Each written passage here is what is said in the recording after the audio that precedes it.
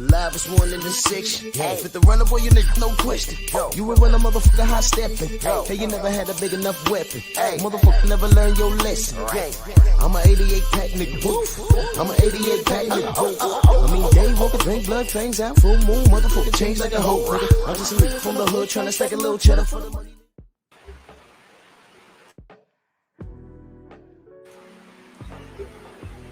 Yeah, buddy. Yeah, buddy. Lightweight. Lightweight, baby. What's time to bleed this Sunday evening? We're going to talk about it. Drew Titan Bronx on deck. Shout out to the mighty LDBC. Smash the like button, like and share the video. And, yeah, got a lot to cover here, got a lot to discuss, and it's going to be a very interesting week. We got a lot going on, a whole lot going on. Let's do this roll call real quick. Anwar Willis, Tay in the building, Delan James, Eric L, Jeff Spark in the building, salute. Frank from the land, Armanize, salute sis, Rod Neal, Peter the Great. Yeah, we're going to talk about it. Y'all must have forgot. Salute. L Hitman. Shaquilla Fields. Salute, sis. EDA Sports Talk. Bionic Prince. Tone Brown. Peter the Great. Salute. Yeah. So let's do it. First and foremost, the Audacity podcast in the building. Salute. I don't want to waste any time. Oh man, here comes Joseph Jackson when I'm only 23. We're gonna get to that. Because let me explain something to you. This is very pivotal. This is going to be very important. And I'm gonna be talking about things like this all week long. And I'm gonna explain some things to y'all guys. But one thing at a time. Yeah. One thing at a time. Let's go in order. It was a loaded card from Andy Cruz to Esau Cruz. You know, it was a loaded card, but for the most part, all of my picks came true, with the exception of the fight in the middle, Ruiz versus Miller. I picked Miller to win, and I thought he did win.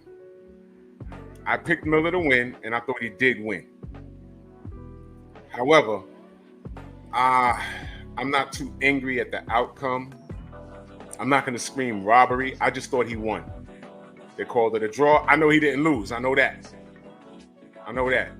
There's a lot of important points that the people are just not paying attention. You know what I'm saying? Cameron Fields, salute, sis. How are you?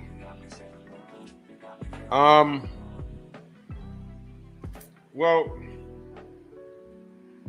oh man, okay. I want to start with El Rayo.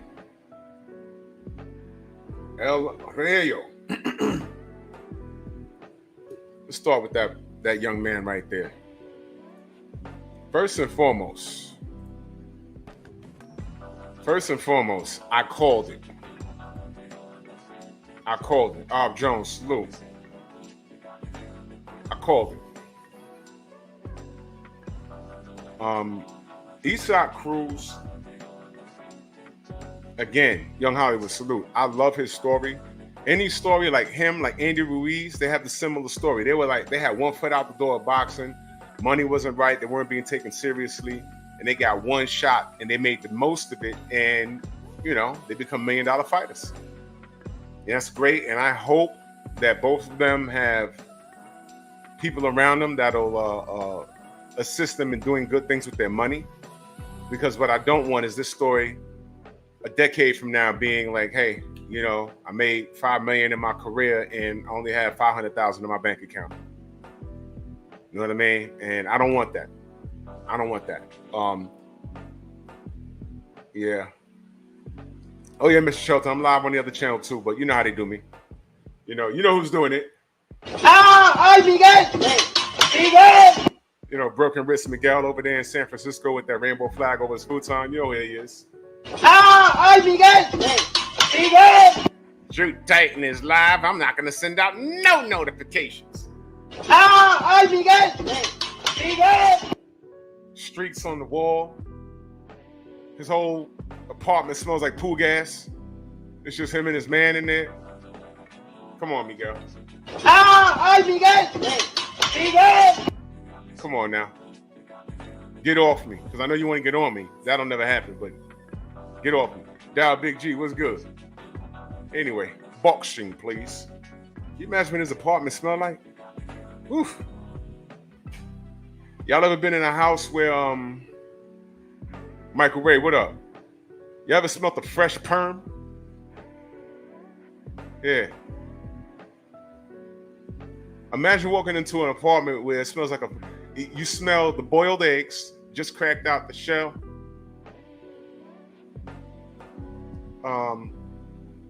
Auntie cooking chitlins, because she from the South. And your little sister getting her hair permed. I mean, we're talking about projectile vomit style. You know what I mean? Right. Moonwalk or do an about face and walk out the house.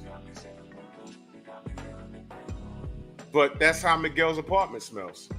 ¡Ay, Miguel! ¡Miguel! So Miguel's not gonna send out my notifications, but it's all good. Y'all know what time it is. Miss Fields says she can smell it now, yeah?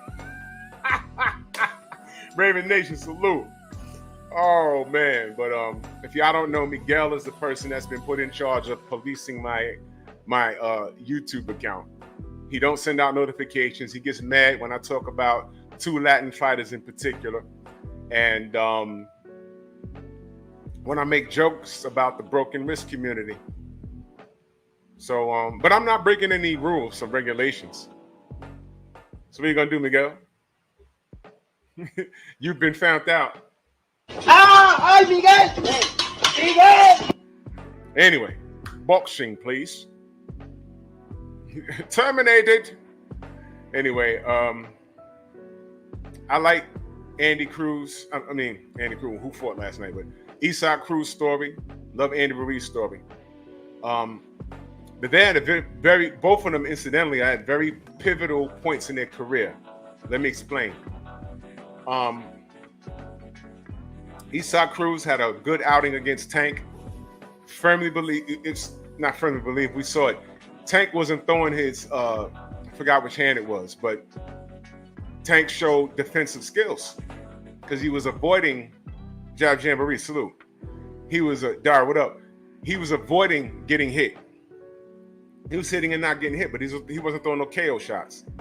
The upside was Esau didn't go in there to lay down, and people took notice of that. And you know, Tank gave him the blessing. A star is born. And I'm like, okay, I don't think so, but whatever. I just saw a very small boxer who was just trying to take your head off. He has very good stamina, and I don't want to say he's powerful. I'll say he's explosive, but not powerful. Like, the punches is fast, and, you know, if he hits you good enough times, he'll hurt you. But you know what? I said, I just saw in this fight, he's fun to watch, but he could be outboxed. And Tank proved that when he beat him by outboxing him. Then he got that payday. You know, he got noticed, and then they throw him in there with like, Gamboa, who became the gatekeeper for 135. They threw him in there with him. And then I saw a fight with him and Cabrero. That's Freddie Roach's guy who just lost to Zapata a couple of weeks back. Well, he fought Esau Cruz on the Bud and Errol undercard. I was there for that fight, and I'm watching it like, yo, you know what? Again, the kid's fun to watch because he's always trying to like go for the kill, but he could be outboxed. And I thought Cabrera, he won that fight. I thought he won it. And all right, okay. So I'm watching. I'm like, I thought he won either way. But they gave Cruz the nod, and I said, okay, I see. Bad for business for Cabrera to win. Fine. Then down the road, they throw him in the ring with Rolly Romero, who had physically all the tools to compete, but he doesn't have a high IQ. And he's also strong himself. So I said, leading up to that fight, I said, man, whoever lands first, I think they're going to win. And Esau landed first, and Rolly never recovered from that. Anthony, what up? So, but I said, you know, he's not hard to box. In fact, it was after the Cabrera fight, I said, you know, on second thought, if Ryan Garcia could box this kid, Ryan could beat him. Well, he gets in there with El Rayo. When they signed that fight, the popular pick, Edgar, what up? The popular pick was Cruz by knockout. And I said, not so fast. Not so fast.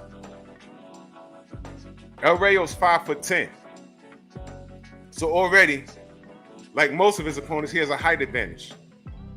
Number two, PGH, what up? Number two, El Rayo could box. We've seen that. That's number two. Number three, he does have a decent chin. He does. Number four, he also can crack himself.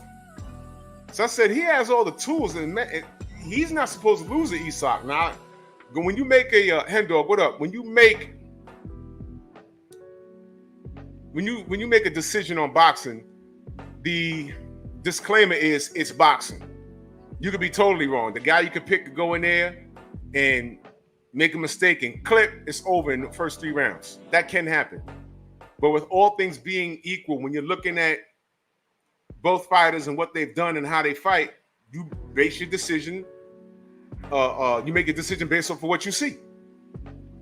And I picked El Rayo to win, and he did. Esau came in there. How many jabs did he throw in the fight? Y'all tell me. He didn't throw many jabs, and he was just coming in, throwing hooks, and El Rayo tied him up on the inside, picking off shots. He boxed him, and they got the call right. Now, with that being said, right, and I like Esau Cruz. I like his story. He's indeed a pit bull. He's tough, and I like him. He's always a guy you call. It's like, okay, we got a main event, and we got a co-main, if he's not a co-main. But if you want to fill up the middle of that card, throw Esau in there. Now, exactly, Tone. He has no real punch selection. It's straight hooks. Hooks and heart. That's what he has. Hooks and heart. And guys like that, Mitchell Show, what up? As they get older, he's going to slow down by seconds. Because right now, a lot of that is youth. He's going to slow down by seconds. He might not be punching as hard. And as you get older, your punch resistance may dwindle. So what you got after that? So he's maximizing this dollar now, which is why I hope that he has his finances together, because past what we've seen on El Rayo, I don't see anything else he can do outside of landing something and getting lucky. He'll beat a Rolly Romero. He'll beat an old Yuriorkis Gamboa. But El Rayo, I knew it played out exactly how I figured. I'm like, unless he goes upside El Rayo's head and something crazy happens. And it didn't. Is he beating Zapata? Is he beating Regis Prograis at 140? Really think about what I'm saying. Is he beating Devin Haney? Is he beating Shakur? If any of those guys decide that if he goes down to 135 or go back up to 140, all of those guys, is he beating Lomachenko at 135 or 140? He's not, bro. Not based off what I've seen. So this is it. But here's my question to y'all, and I need y'all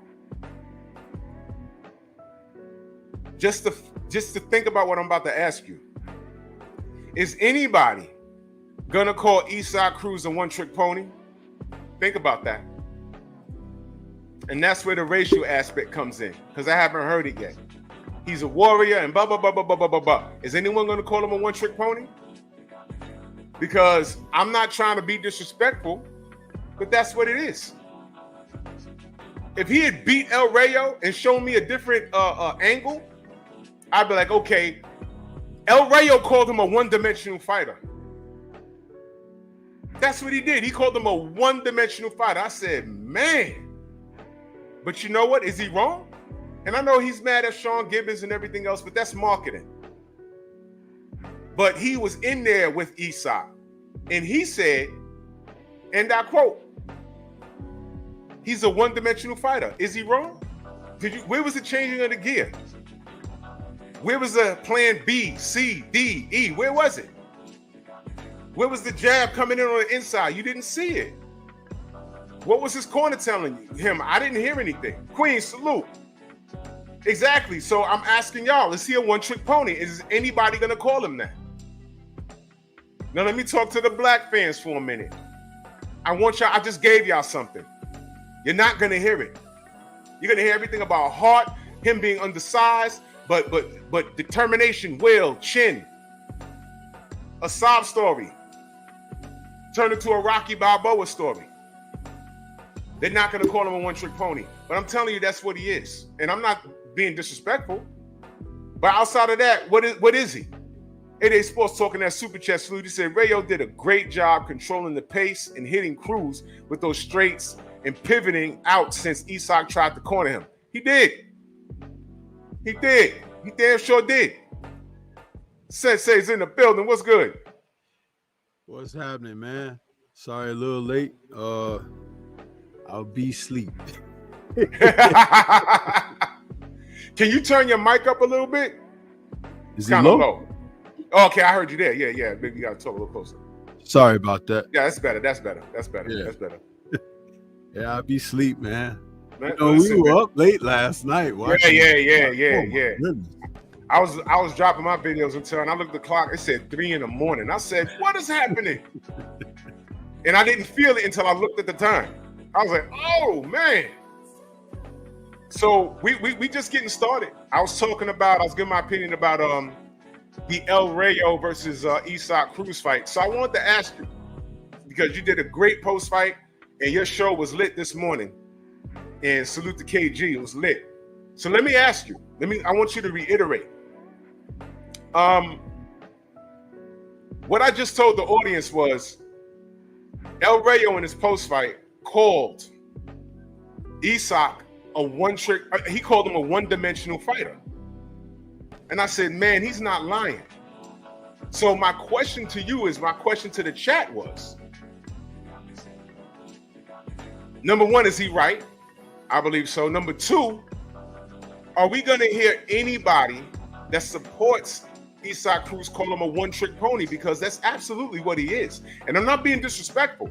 I'm thinking the hype for him, the rooting for him is simmered down now. It's like, okay, he had some good fights. They gave him some opportunities, but this is the best he can do. For example, to my boxing heads, I'm in New York. We had a little situation. Now, I'm not even calling it a situation. We had a spark on the New York Knicks that happened a few years ago. Y'all remember Jeremy Lin? Remember him? Asian guy, right?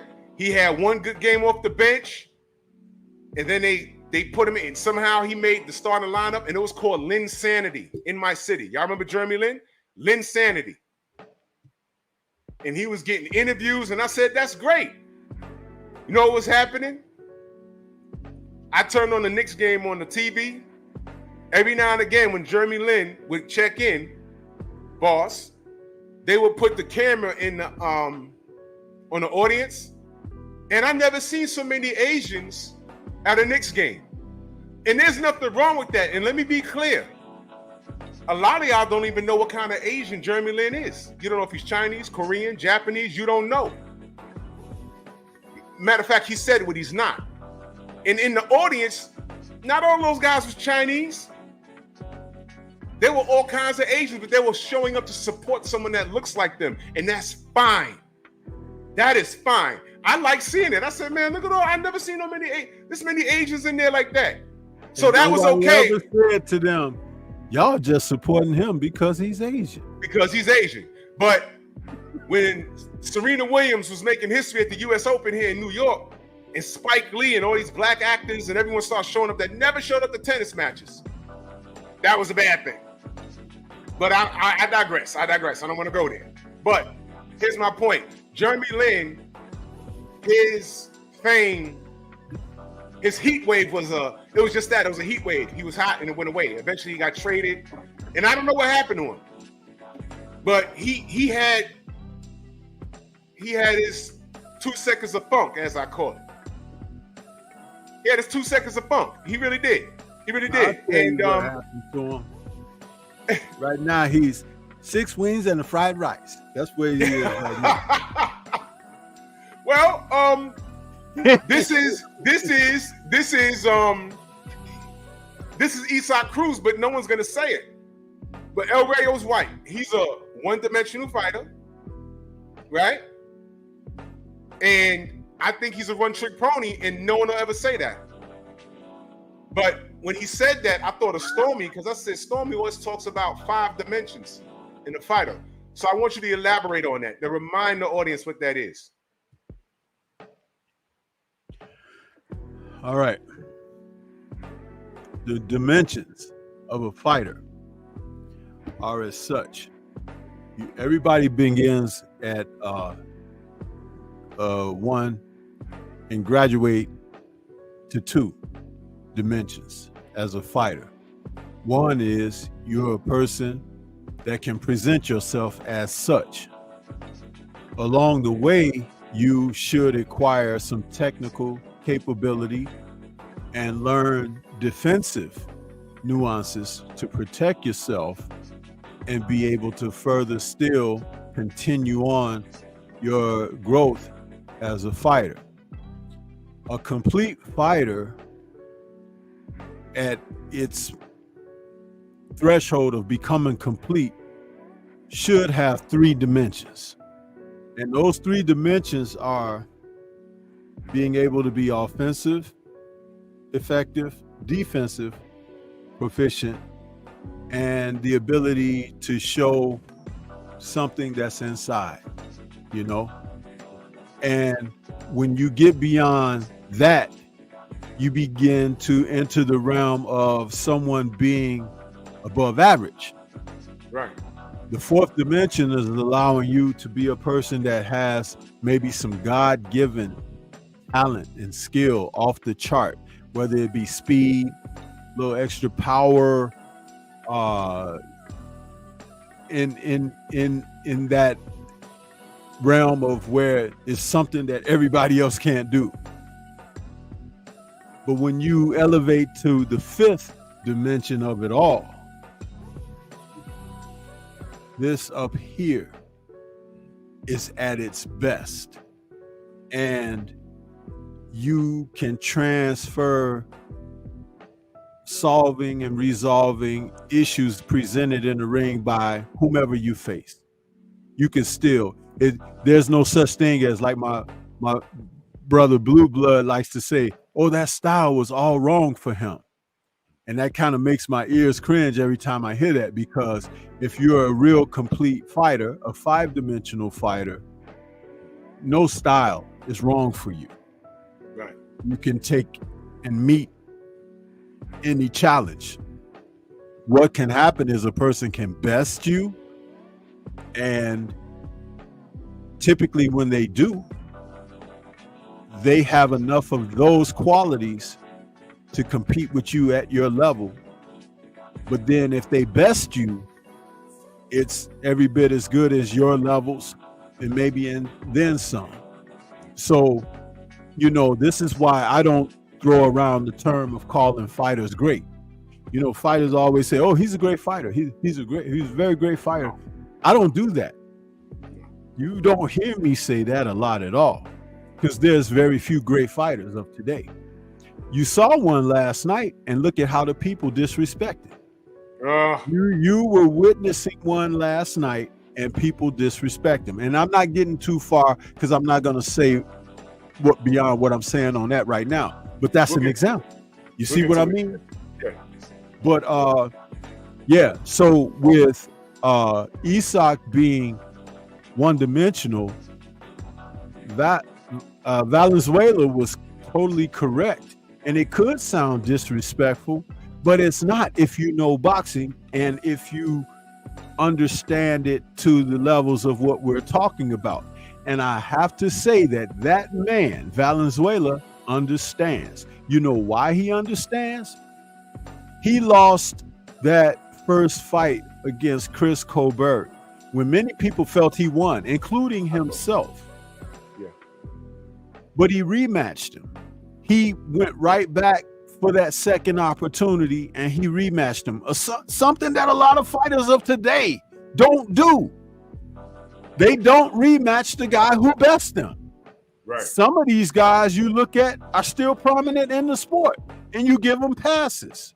Huh? Teofimo, Vasil Lomachenko, for example. Yep. Even Canelo.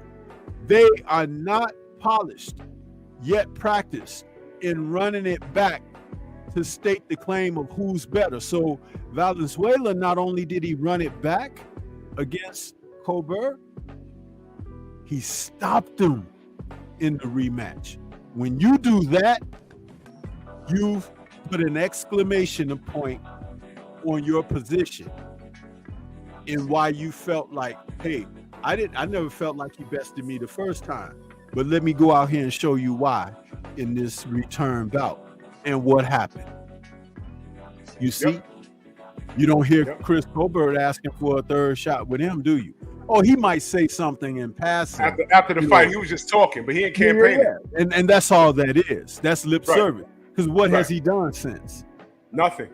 He ain't Exactly. been seen. He's off social media. I don't know where he is. If it's really in you, you back in the gym, you want your get back, you're doing Yep. things to show the world, hey, I ain't done yet. Yep. These guys find other things to do. Until they realize really nobody's paying attention, then they may start tweeting and all of that foolishness. Right. But that's exactly what it is, foolishness.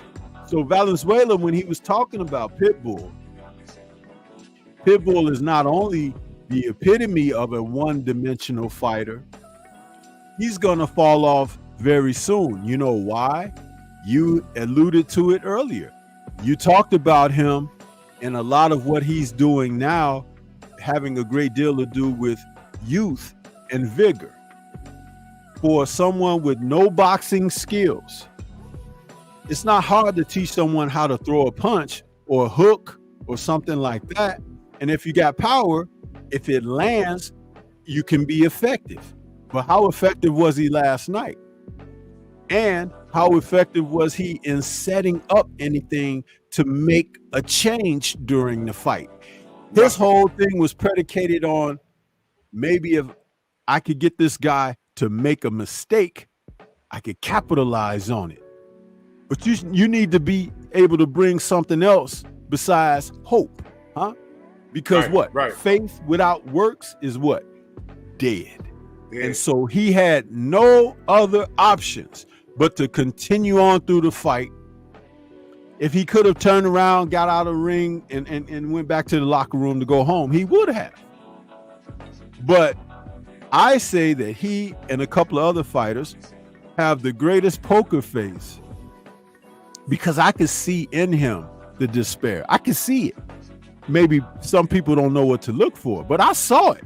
And I was like, man, if Rayo continues like he's doing, he's got this in the bag.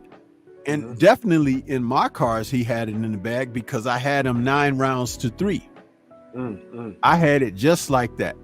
So when they gave this split decision kind of a deal, when it was being read, I was like, oh no, don't do this. Don't do that. Don't do that to that kid. And then it was in his favor. And then Pitbull has the gall to be out there talking about, oh, he should have got that and all of that. Dude, no, you need to go back and learn how to box. But it may be a little too late because they have allowed you to excel on the level that you have by not bringing much to the table. Guys like Rolly, who should not have been a world titleist to begin with, Right. when you defeated him. If Tank Davis hadn't given you an opportunity to share the ring with him, less people would know about you. That's right. Another thing, you knocking people out on the PBC card, you were no more than what was like a little novelty. But Tank Davis made you of notoriety. And you don't give credit to him, just like Tyson Fury doesn't give credit to Deontay Wilder for giving him a shot. Nobody gave a damn about Tyson Fury. But then because, you know, people didn't like Wilder for whatever their reasons were. However, when Fury gets a victory over him, and it didn't begin that way. When they gave him a draw, all of a sudden Fury is great. When that second fight transpired, and we all know what happened there, they were making statues about the guy and everything. And Wilder was supposed to be a piece of crap, but what had Fury done outside of that? And who in the top 10 had he beaten outside of a uninspired Klitschko, whom he cheated out of his rematch? So come on, you know, this stuff is being written, but guess what? It's being written on a day-to-day basis, but ain't nobody fucking reading. That's right. How about that? That's right. It's being written. History as we speak. Devin Haney, Deontay Wilder. You can see it. Bud Crawford. History being written every day, but ain't nobody doing no reading. But it's funny how everybody can write, huh? Well, some of you can't write because you can't pull full sentences together. All these abbreviated words and so-called acronyms and everything, don't nobody even know what the hell you're talking about. That Ebonics stuff that, what's his name? Brazil said that you need an urban dictionary for. He talking about y'all. He ain't talking about Wilder. He was talking about you. So look in the mirror. I'm sorry, but I'm not sorry. But that's what it is. That's what it comes down to. He's a one-dimensional fighter who happens to have a huge country backing in Mexican people. But the last time I checked, El Rayo is what? He's American. But he's American. Mexicano. He waved that flag, did he not? He said his parents moved to America for a better life. But he's American. His parents are Mexican, but he's American. That's right. But his blood is Mexican. His birth certificate says American. Huh? That's right. He don't need a green card to be here. Birth certificate said American too. But Bruce Lee was Chinese and German. Yeah. That's right. How about that? Now, what else you got for me? Because Stormy B-Man is well read. Thank you very much. But some of y'all that want to put that to the test, please do so. Because class is always in session, both in life and in this studio. There it is. So I might focus in on that a little more. That might be Tuesday's show. One Trick Ponies. Because I heard that about Deontay since he laced up gloves damn near. But I'm looking at Esau Cruz, and this is it. He cannot turn this around. I want y'all to know that. I said he can be outboxed when Cabrera outboxed him, but they robbed Cabrera on the Bud and Arrow undercard. I said, nah. He's a one-trick pony. He'll beat some guys that don't have a high-level IQ. And y'all were gassed off of the Rolly fight. I know, but Rolly was made to order. Oh, here's another fun fact. Y'all know Antonio Margarito is really American? You know he was born here, and then they moved back. His family moved to Mexico, where he grew up. But he was born here. Look it up. That's funny. So check it out, y'all. Being that I like Andy Cruz, I keep saying Andy Cruz. Being that I do like Esau Cruz's story. I'm glad that he was able to feed his family, make some money, get a hold of a belt. I'm happy for him. We're just talking boxing, though. This isn't malice. We're talking boxing. Because what happens is guys like that, when we know what we're looking at, certain people put them on a pedestal. And what's saved for black fighters, you know, like freezing us out and one-trick ponies and all this other stuff. And even when we win close fights, If we're on the winning end of it, we got to run it back because it was a robbery of the other guy. That type of stuff. You'll never hear that about a guy like Esau Cruz. So let's transition over to Andy Ruiz, another fighter that I love his story. I'm happy for him because after the Parker fight, he was done. I think Bob Arum wasn't going to re-sign him. And he was done. He said, man, F boxing. And he got a phone call. Yo, man, I know you just fought a couple of weeks ago. But listen, we got an AJ fight for you. Big Baby Miller popped. And he was already warm. He just fought. So he took the fight, and we know what happened. We know what happened. So I don't see anyone else calling Andy Ruiz a one-trick pony, but whatever. He gets in the ring with Jerell Miller last night. And I'm gonna tell y'all something.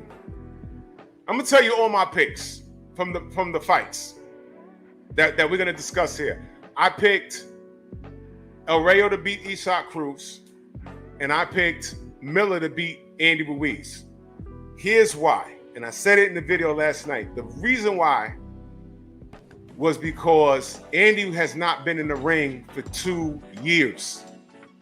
And while he was out of the ring for those 2 years, he was going through a nasty divorce.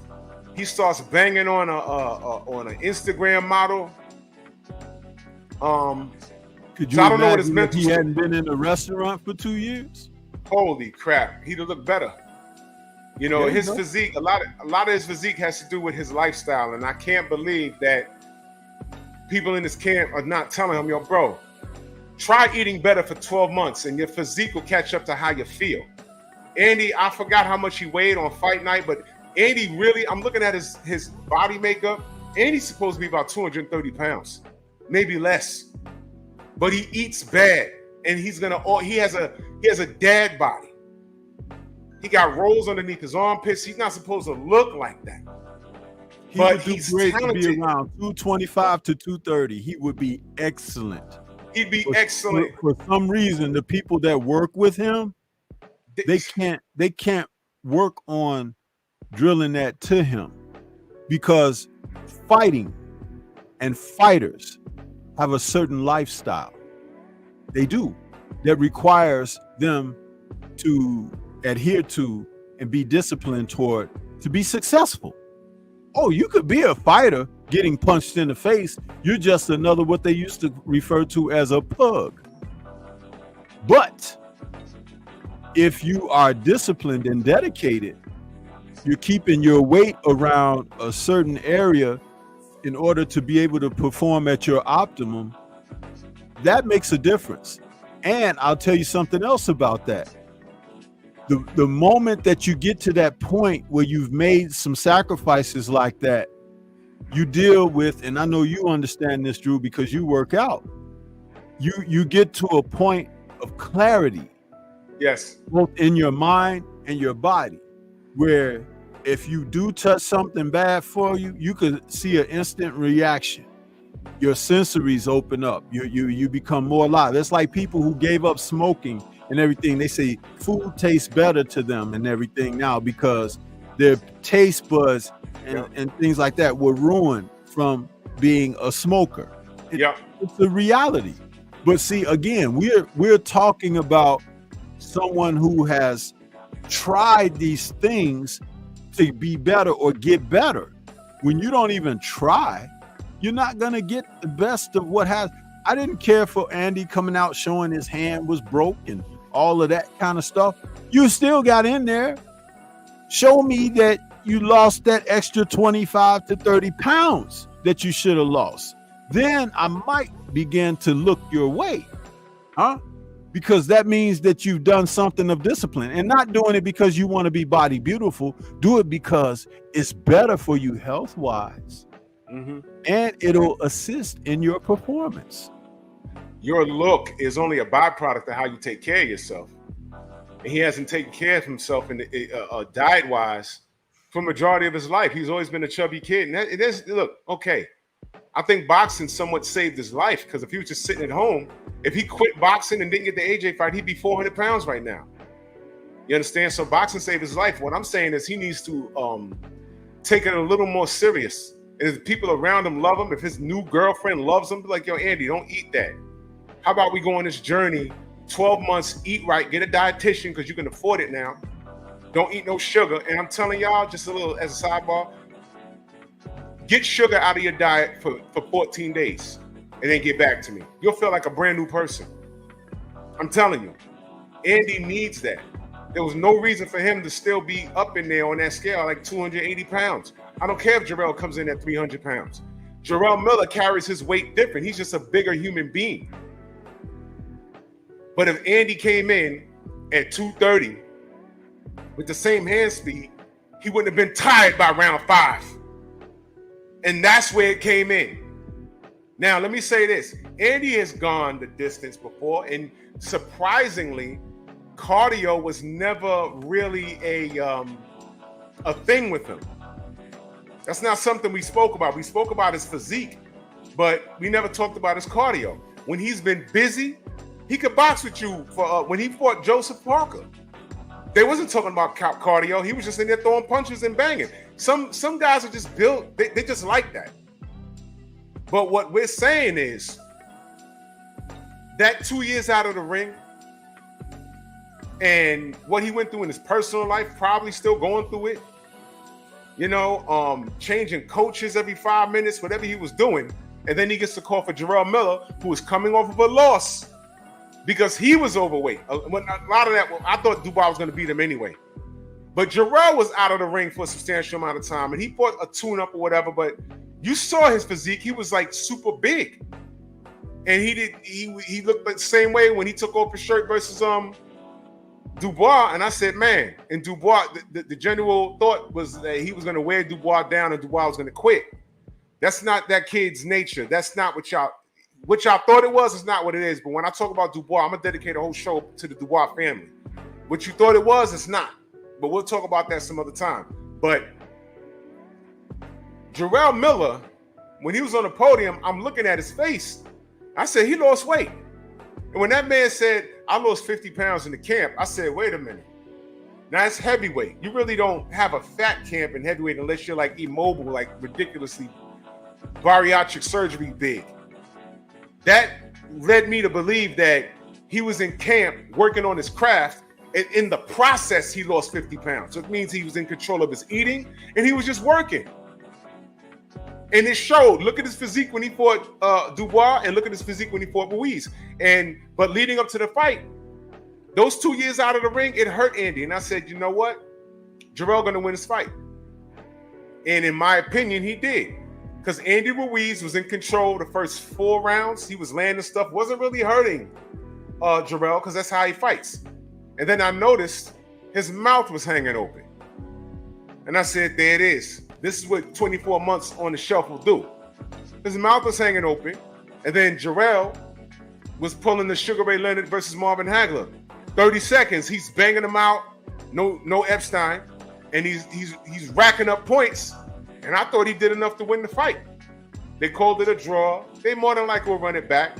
And maybe the outcome would be different if Andy stays in the gym and gets his eating under control and comes in as light as he can. I don't know what it is with people trying to say, hey, man, this guy's 300 pounds. I'm going to come in at 280, man. No, man. That's not going to help you. You come in lighter so you can have more energy and be light on your feet. Daniel Dubois didn't do that with Jerell. He said he's 350 pounds. I'm going to come in at my 250, 240, whatever it was. And he had all the energy in the world in the tail end of the fight in the championship rounds. And this was vice versa. My gosh, man. But Stormy, your thoughts on that? Wait a minute. What Jimmy says? He says, YouTube has me blocked at your original channel, Drew. Now, Jimmy, this is my original channel.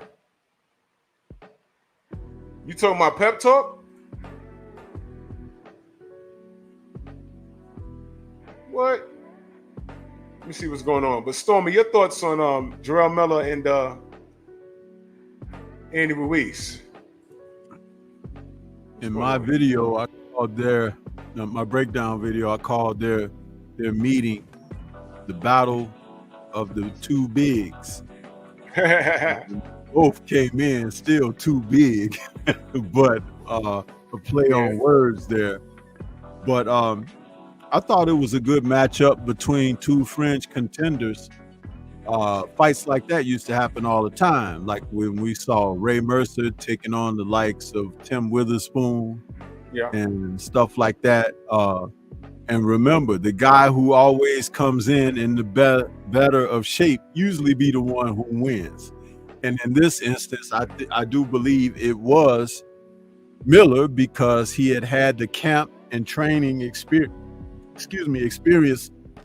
with Bozy Ennis. It can make a difference, but will it make a difference long term?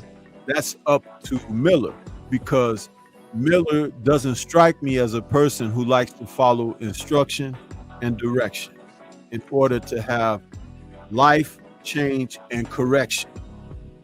He's not of that ilk. But enjoy this while it lasts, because Bozy strikes me as a no-nonsense guy himself. Right. And he can try to tell that horse, there's a stream over here for drink. And the horse say, I want to run into the field. Huh? Yeah, it happens all the time. So with Andy, it's about my money. I need a payday. You know, my family done shook me down. My life decisions outside the ring have shaken me down. And that little taste of the glamour life I got after fighting Joshua a couple of times, you know, I like that. I like that. Mm-hmm. And so he wants more of that. But believe it or not, he's more of the same, like Miller, than one may want to admit to, even himself. So remember, right after he defeated Joshua, he got rid of his trainer that helped him get there. Sure did. That's very telling, revealing about who you're talking about. So do not misunderstand me. I don't care about guys like that. I care about guys who want to hearken down, become the best who they're going to be, and deal with what they have. Guys like Danny Dubois, you and I have talked about him behind the scenes. We know where that sense of what it is about him. Someone earlier in the chat, Derlin James, wrote, Dubois is a mystery to me. He's not a mystery to you. You don't read mystery books. I can tell you don't read mystery books because he appears to be a mystery to you. But someone who understands life, living, sacrifice, having people, parents in your life that work with you and want the best for you, and you in return don't want to disappoint them, and you do things that you couldn't do outside of what they instilled in you to be successful. Right. That's all about what it is. But again, did I not say earlier, you have to be well read to understand these things. And by the way, I sent Scrapbook what I sent you on Dubois' father. Yeah. And he says that he thinks he might know of the guy because when he was in New York, you know, where he was doing some of his selling and stuff like that. Scrapbook says that he may be aware of him. He said he's quite a character himself, the Dubois' dad. But see, all of this stuff, it comes full circle, man. It comes full circle. This is how you know when some people, they're just on the outside of things. So Miller and Ruiz Jr., they're two coins on the side, different sides of the same currency. That's who they are. And you'll be talking about them right now, and then a year from now, nothing. Unless one of them decides to humble themselves to the point of that humility comes to the surface, and then they allow themselves to be, you know, taken in a correct path. Because sometimes life does do that with certain individuals. It can happen, but it's a long shot, but it can happen because it really comes down to the guy having to want that Yes. You can't want it for them. You can't impose it on them. They have to want it. You ever seen a person that come up to you and, well, I know you have in your line of work, but in a most serious way, they say, "Excuse me, sir, I'm lost. I'm trying to get to here and here, but this is what I've done and this is where I've arrived. Can you help me?" Do you not feel compelled to do everything that you can to help that person? Because there's something about that humility in them that they come to you in that humbleness.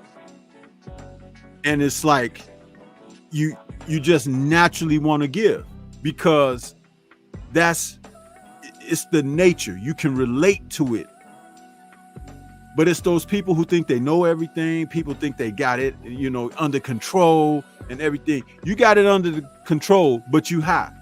You got it under control, but you drunk. You got it under control, but you done fell 8 ways from Sunday, your last 3 or 4 jobs in a row. But you got it under control. No, you're out of control. That's right. And someone needs to tell you that you're out of control. Because why?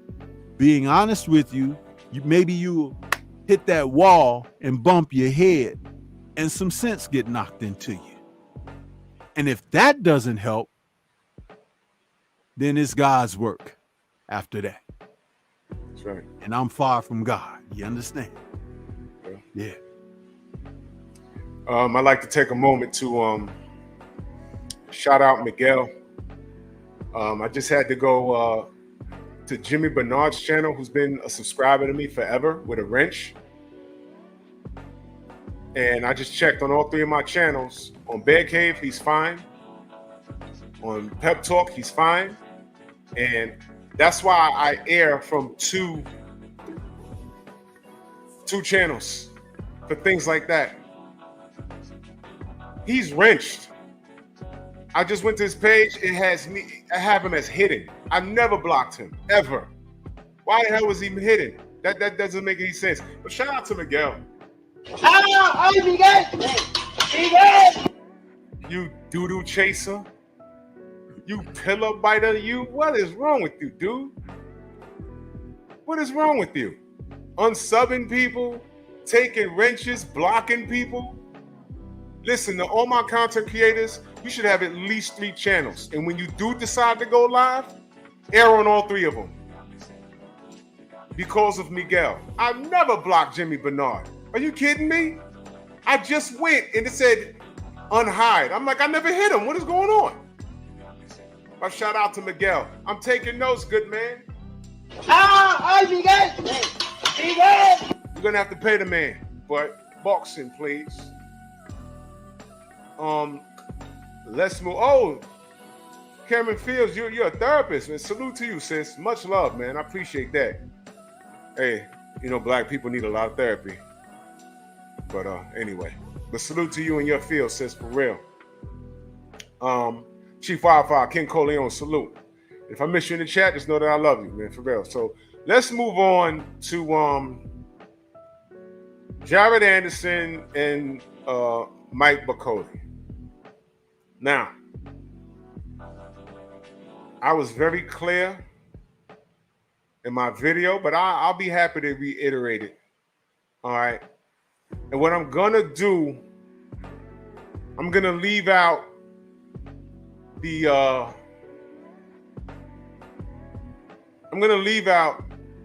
things that I noticed personally as far as attitude and demeanor, although that does play a huge role in what happened. I want to just talk about strategy and the business of boxing. And I'm going to explain to you why this happened to him.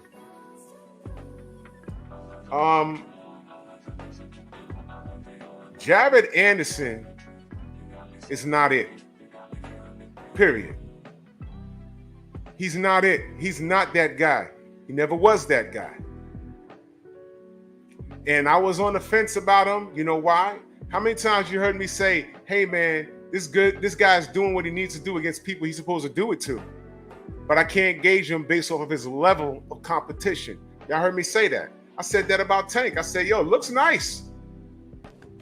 But there's about 5 guys that was around him in 135. He just never did it. That's all I was saying. You never heard me say Tank was trash. You never heard me say Jarrett was trash. What they like to say is untested. They lined Jarrett up with a bunch of dudes he was supposed to beat until he had a late replacement in the name of Charles Martin. Y'all remember that fight? And Charles Martin came in there on 2 weeks' notice. He was out of shape. And what got him through that fight was his ring IQ and his experience got him through that fight.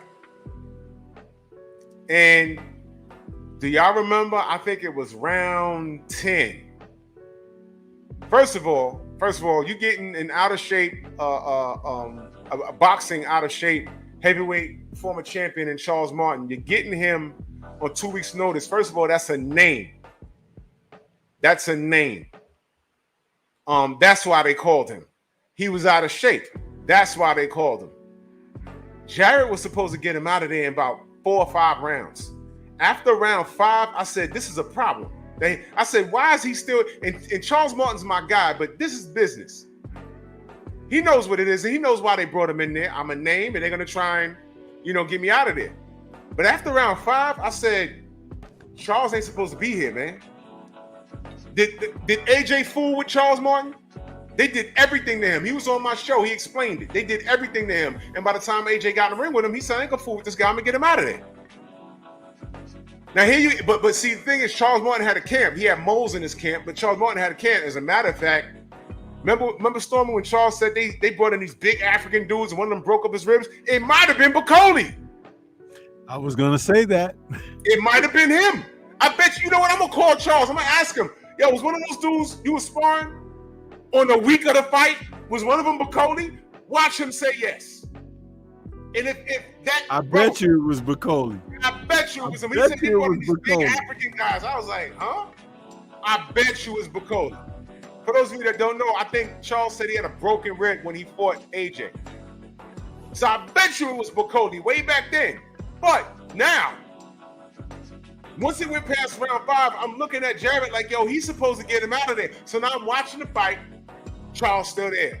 Round 6, he's still there. Round 7, he's still there. Round 8, round 9, round 10.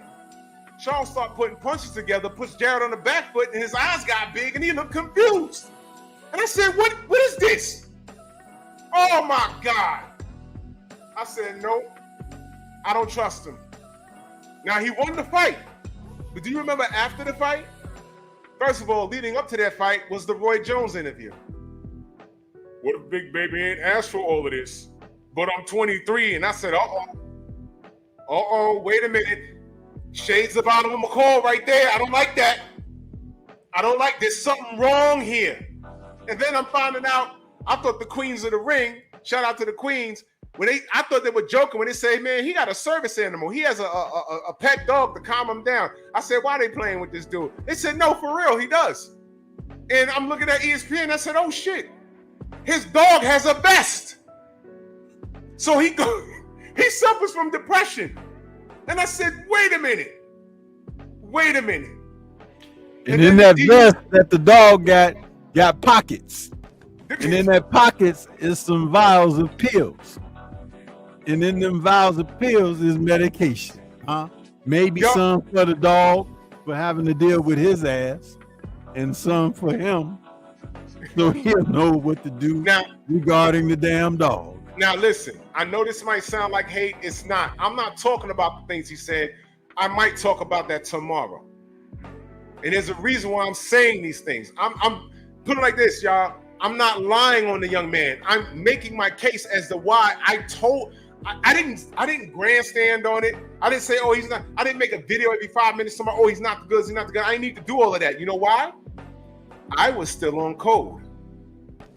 Was I not? This is the first time y'all hear me saying this. Wait. I did do a video about when he broke down in front of Roy because I wanted y'all to see it. I'm like, yeah, y'all see this? And I asked y'all, do y'all trust him?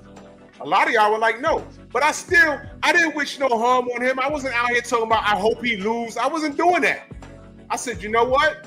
It's gonna be what it's gonna be. But I know I didn't like what I saw, and I wouldn't put my eggs in that basket. And then I saw the Charles Martin fight. I said, nah, man, he's supposed to get Charles out of there. He didn't do it. I text Charles. I said, bro, if you had a full 2-3 month camp, you beat him. And he texted me, I know. And I firmly believe him. Me and Stormy talked about this.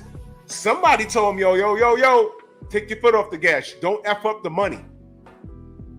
Now, let me tell you what happened and why I believe this was a trap fight.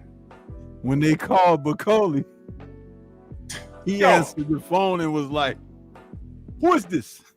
Who is this? What do you want? Get the hell out. What do you want with me? Who is this? Jabba Anderson? Oh, Big Puncher. Yeah, I want that fight. Man, he was smiling the whole time. I said, Jared's in trouble. Now, let me take it a step back. This kid, man, when he didn't get it done with Charles Martin, well, to me, after the Charles Martin fight, when they put the camera backstage and he's laying on his mother's bosom, I'm like, you would have thought he lost. And I said, there's nothing about his aura that I like. Me and Healer was in Vegas because he fought on a Wilder Fury 3 undercard. And he was walking through the MGM eating French fries, and I looked.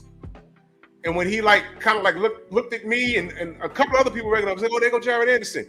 He accelerated, like he wanted to get away from us. And I said, oh, you don't want to stop and wave to the people that are supporting you? That was odd to me. That was very odd. And I said, you know something? There's something wrong with that kid. I said it before all of this security dog stuff. I said, there's something. I told Healer. I said, yo, he ain't right. And I went like this. I said, he ain't right. There's something not right with him. And I said that. Lo and behold, I didn't know it was this bad. Now, Tate Jones in the building. Now, let me explain something to y'all. Y'all heard me just say Charles Martin's ribs was broke up when he fought Anthony Joshua, right? We're suspecting, because he got on this platform and said, yeah, Tate, you was right. He got on this platform and said they brought in these giant African dudes. One of them broke up his ribs. Now, I don't know if it was Bacoli. I'm saying I wouldn't be surprised if it was. Now, here's what y'all don't know. Bacoli's been overseas for the whole time. Everybody knows who he is. There's a video where he beat the crap out of Joe Joyce. It's floating around on YouTube somewhere. I never knew that. I wasn't paying attention. See, I wasn't paying attention. Pardon my American ignorance. I wasn't paying attention to this guy. I knew the face, but I wasn't paying attention. But everybody, you know what you know what you can relate him to? Vernon Forrest before he fought Shane Mosley. He was around. Do y'all know he had an identical record? He might not have fought the same names, but he had an identical record of Shane Mosley by the time they fought. He had an identical record. And everybody knew who he was. Nobody wanted Floyd didn't want no smoke. Shane put it off as long as he could. Everybody at welterweight knew who he was. He was a decorated amateur. He was a problem. I'm willing to believe it was Bacoli because I'm looking at his box rec right now. Uh-huh. And roughly by the time when Martin and Joshua fought, what was that, 2018? Something like that? Yeah, it was 2018. That's roughly around the time he fought Mike Hunter in October of 2018. So, and that was the first American and the first guy on his, resume that was on that type of a level of recognition. So more than likely, it might have been Bacoli. More than likely. I believe it. Because he's old enough too. He's 32 years old. Anthony Joshua is now currently 33. Yeah. Man. No, Joshua's 34. Yeah. Well, Bacoli's been around. All those guys know who he is. AJ know who he is. All of those guys. Joe Joyce know. All of those guys know who he is. He just never had a breakout fight. And guess what? You know why I'm calling this a trap fight? You just heard me say, pardon my American ignorance, right? How many people in the American public even know that kid? Like I said, I know his face. And I knew the name and I knew the face, but I never really saw him work. Matter of fact, when he fought Michael Hunter, that's when I recognized him. And that was stopped over, something minuscule. He had an injury. But after the fight, he wants to run it back. You see? But Coley's a whole problem out here. And guess who knew? Eddie Hearn knew. Frank Warren knew. And right now, those two names I just mentioned, those are the powerhouses in boxing. They ain't dealing with Al Heyman. So Turk got the deep pockets. He's like, yo, I'm trying to make these big cards. Well, you got this American kid over there. I know who could beat him. Bacoli. And AJ fought Charles Martin in April of 2016. So the timelines are very good for that to have been who it was. Thank you, C.J. Robinson. Yeah, you're right. You're right. It was 16, then it was Klitschko, then it was Paul. Okay. Yeah, AJ he fought Martin in 2016, in April of 2016. The point is, he was a best kept secret. He couldn't, and thank you, DOG. But Cody couldn't even get a fight over there, y'all. Did y'all know that? That's what I'm saying. And see, that's what they do. They do that kind of thing. Yep.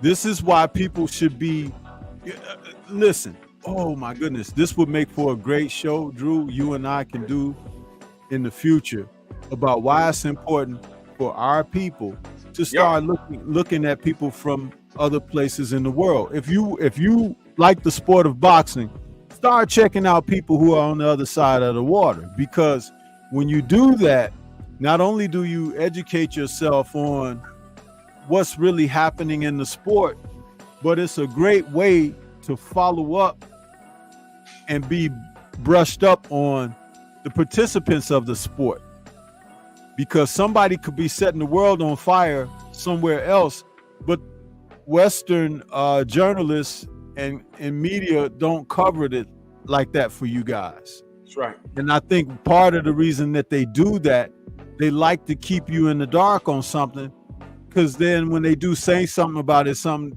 they feel like they're the ones that's breaking the news for you or putting you up on game. But when you're well practiced and well studied, you already know, and then you know even more so when they're lying to you or they're trying to angle stories and stuff like that. You'd be like, no, this guy's been around a long time. He's been blah, blah, blah, blah, blah, just like what we do. And see, that's another reason that we're hated on.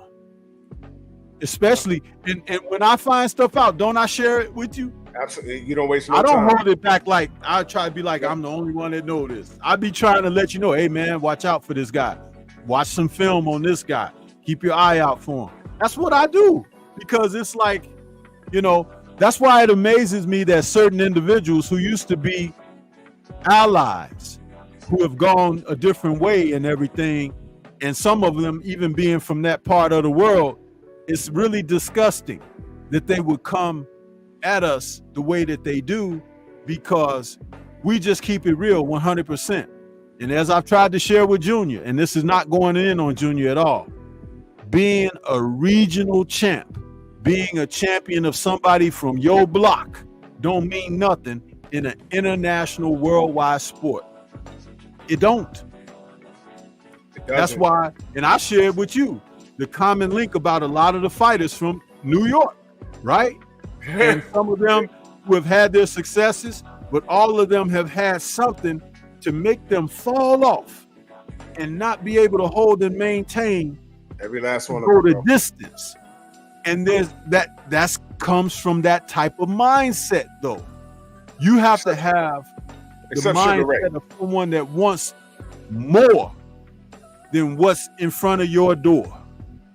You got to have that. Malcolm X coined that phrase, you cannot be what you cannot see. He coined that because it meant, like, if you're in dire straits, in the ghetto and everything, how could you ever possibly hope to be a doctor, an attorney, some type of veterinarian or something, and you don't even have that in your community? You don't have it around you. So you can't look across the street and say, that's Mr. So-and-so, but he works for Streets and Sand. That's Mrs. So-and-so, and she is an attorney at law. This person down the street is a dentist. You know what I'm saying? If you don't have that, what do people aspire to be? A bunch of burnouts and people who smoking all the time and standing out on the stoop, gathered in groups on the corner? I don't want that.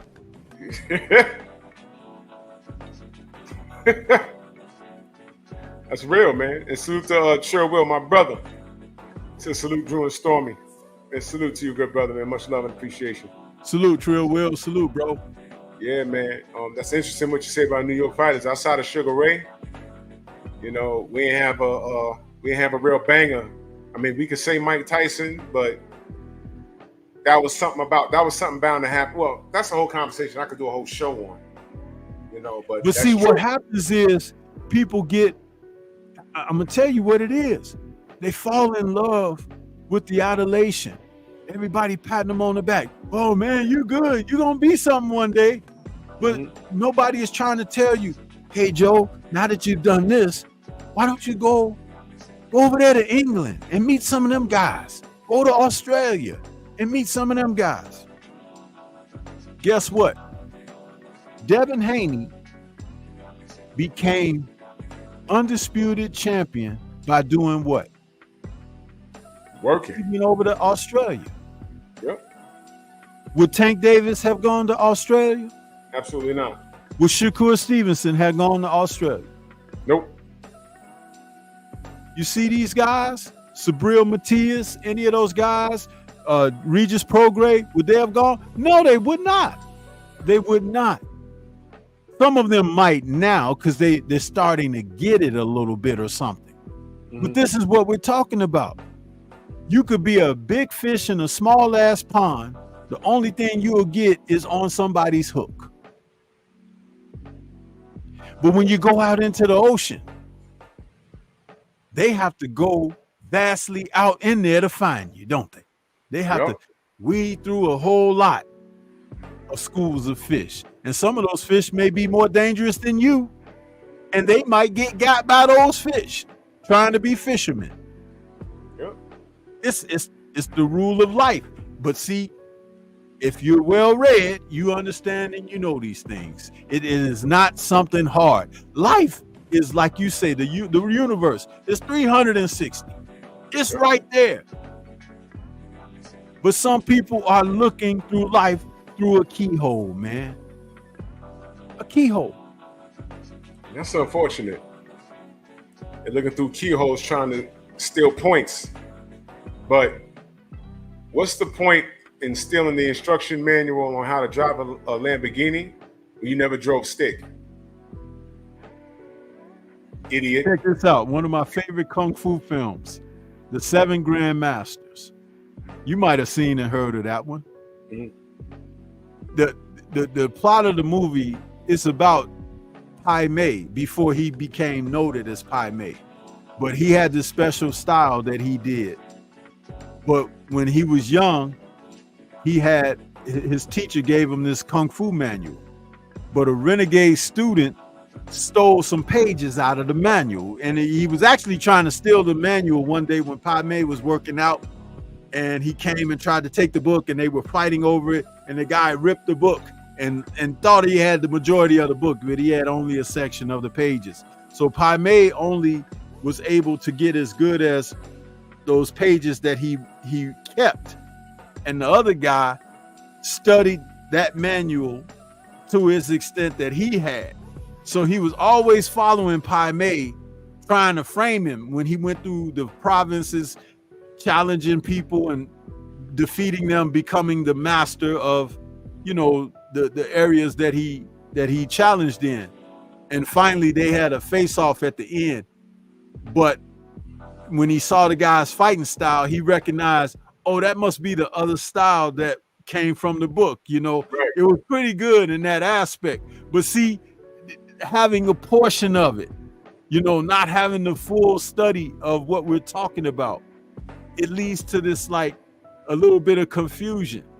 But you can elevate beyond that when you really understand that this is how it works.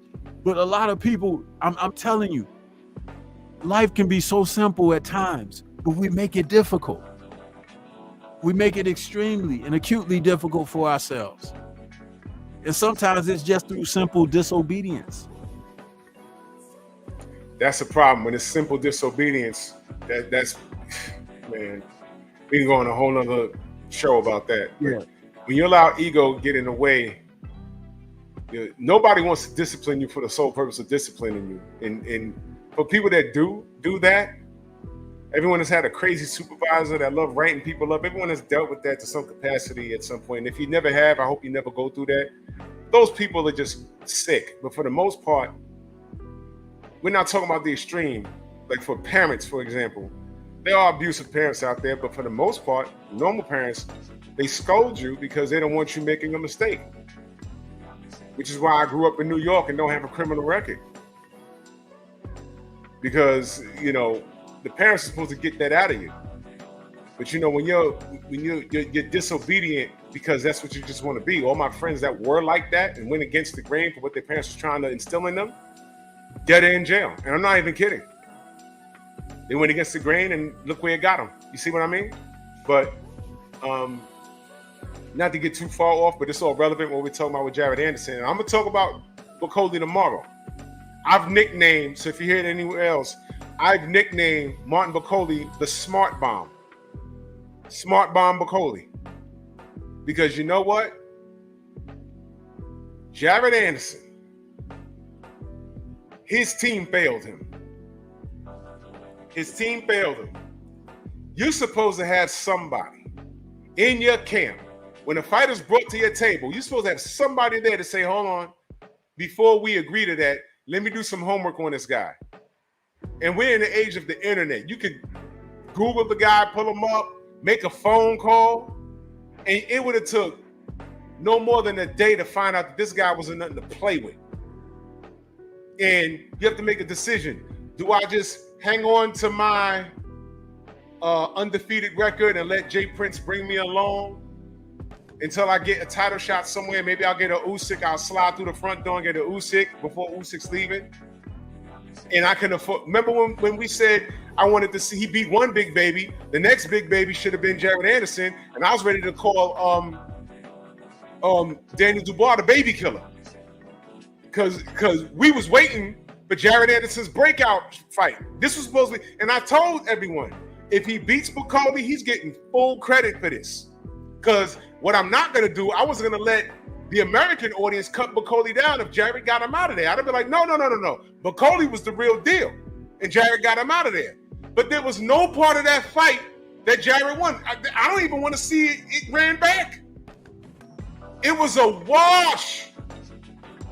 And Jared Anderson doesn't have Errol Spence credentials. There was no part of the fight. Well, Errol did win one round, and Errol got stopped. But listen, man. Errol did all of that to get to the Bud fight and then failed. Jared didn't do anything remotely close. That's why we want a rematch with Errol, because he deserves that. Look, Jared don't deserve that, but what does he do now? Are they going to call him a one-trick pony? And how he rebounds from this is going to define him. It's going to define his career. He has to earn a rematch. He has to put together a string of victories to say, okay, now I'm ready for Bukoli. And still, we might not believe him.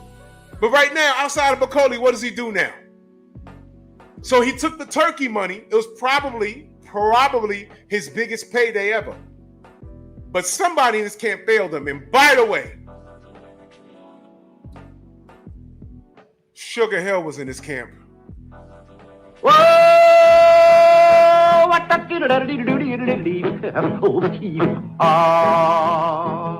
What? You heard me. Sugar Hill was in his camp. Oh my God, the web we weave. Isn't it all coming out? So I watched Anthony Jerell lose to Caleb Plant. That was Sugar Hill. Tyson Fury just got pinballed by Usyk. That was Sugar Hill. And now we got this with Jared Anderson. That was Sugar Hill. Salute to Jimmy Bernard, my brother. In that super chat, much love. He said, Salute, Drew. Thank you for unhiding me. YouTube, aka Miguel, is on that COVID BS. Sensei, I would like to do the head twist clip to YouTube, Miguel. Great show, man. Salute to you, good brother. Salute to you, Damon. Salute, bro. Man, did y'all know that Sugar Hill was in his camp? So things are making sense. What happened to? I taught him how to turn his punches. You know, he should be getting more knockouts. Huh? He had to turn it. The elbow got to be up here when he throws a hook. He had to turn the punches. Yeah, well, Bacoli was turning punches. But more on that tomorrow, because I'm not done with that. Because that's what the show's going to be about tomorrow. That's what the show's going to be about tomorrow. Because his camp failed him.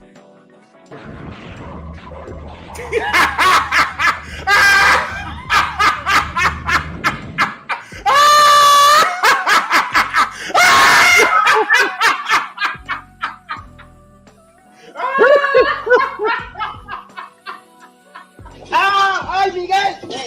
¡Miguel!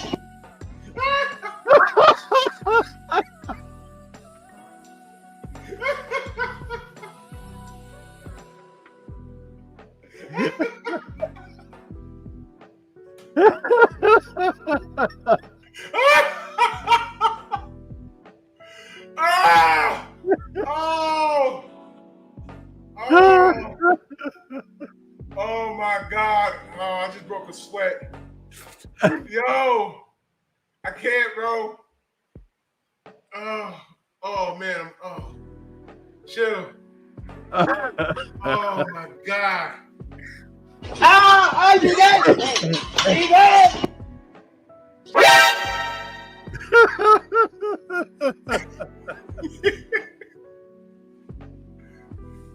That's especially for Jimmy Bernard. Yo, play that one more time. Play that one more time.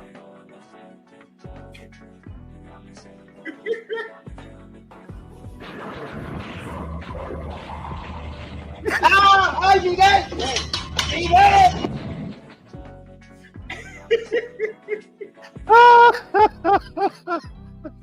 He twisted his inch all the way around.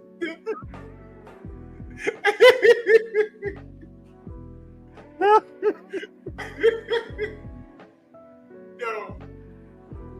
Oh my goodness. I can't, bro. That's funny, man. But it was a setup fight. Tay Jones was the one saying it too. Tay was like, yo, they don't know. And you know what? It makes you wonder. It makes you wonder. Did his team really care about him? Do you think? And then here's why I pointed out Sugar Hill. Y'all know how I feel about him. But here's why I pointed out about Sugar Hill. Sugar Hill was over there with Tyson Fury. He knows all of those guys. He knows those guys. He knows what's going on. You mean to tell me when Sugar Hill was in his camp and they brought Bacoli, they said, yo, Turk out a Sheik, automatically you see dollar signs. This is retirement money. And I don't know what he made, but it may have been his biggest payday. And they said, okay, well, who's the guy? Martin Bacoli. Oh, man, you got this. And Sugar Hill's probably in the back like, y'all gonna take that? Okay, I'll hang around, but this is how much I want. So Sugar Hill is probably satisfied with his payday. Very satisfied.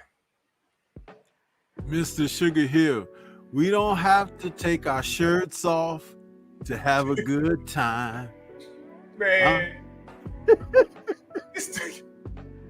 We don't have to take our clothes off to have a good time. Man, that's a fail. Sugar didn't tell him, yo, man, you sure you ready for this? Because maybe he thought that Jared had the talent to do it.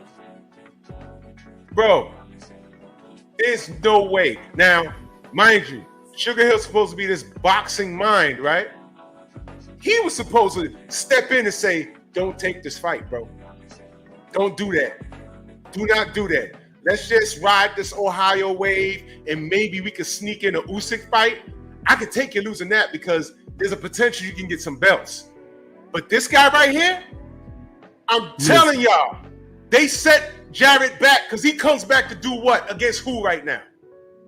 Listen, And we don't know what his familiar, doesn't it? Them guys from the crunk, huh? Since Emmanuel's not here, what they doing, huh? Did we not see something like this, huh?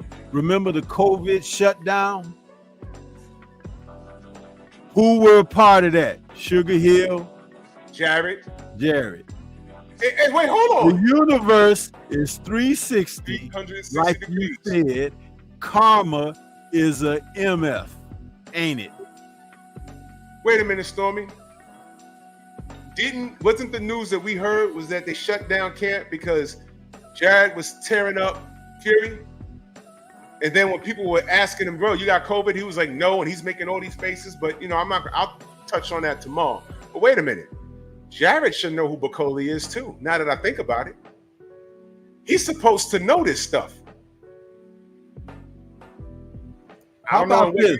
Remember when they were talking about Jared was having his way with Fury and all of that?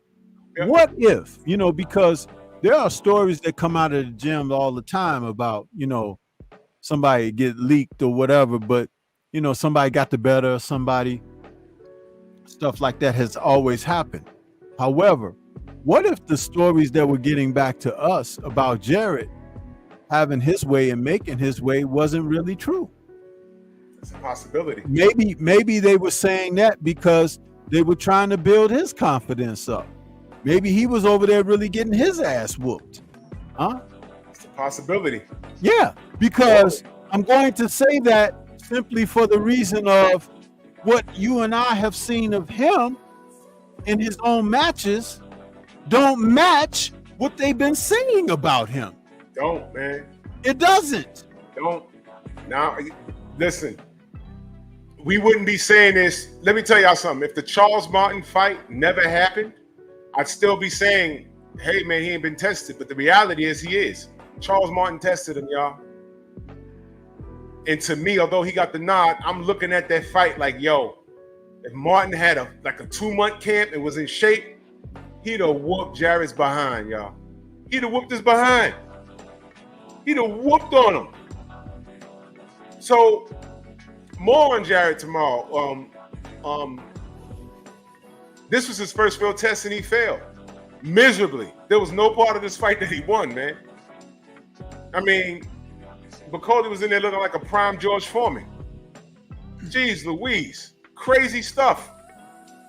And, he's out there joking with Eddie Hearn. I got some clips I'm going to put up for tomorrow. I'm like, okay, all right, Eddie they smiling in your face. He done smiled in his face and said, okay, yep. Put your ass right in there with Bacoli. Man, goodness, man, he's done. Well, let's go to the main event.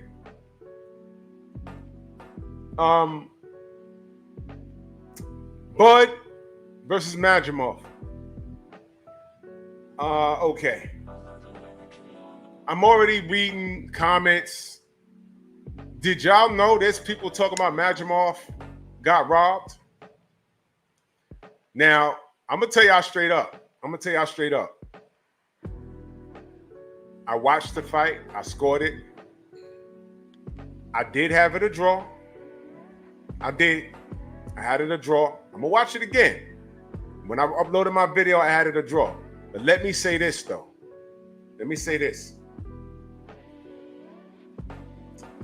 I think that was another trap fight they set for Bud. They tried to get Bud, y'all. They really did. I did have it a draw. But all close fights aren't robberies. And I'm just going to go ahead and tell y'all this, man.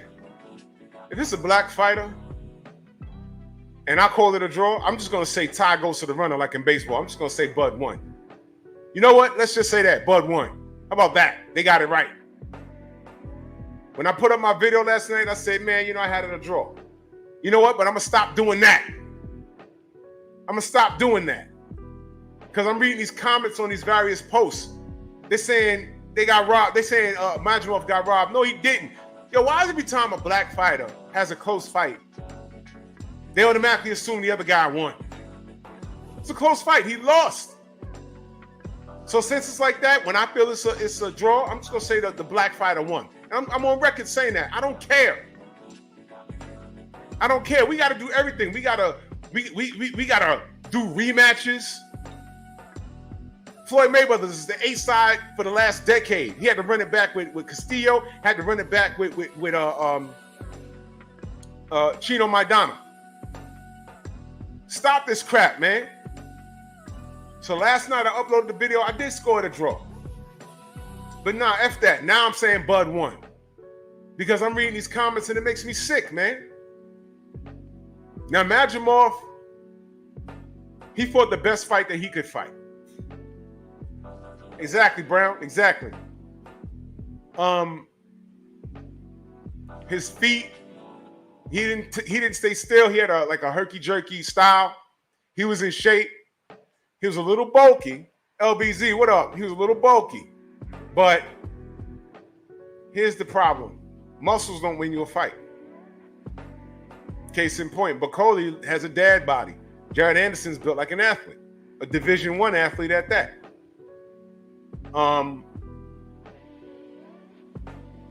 Bud was Bud, man. Bud was Bud. And I'm gonna tell y'all something else, man. It gets to the point where you can tell what kind of fight people are watching. I'm watching the fight to see what happens.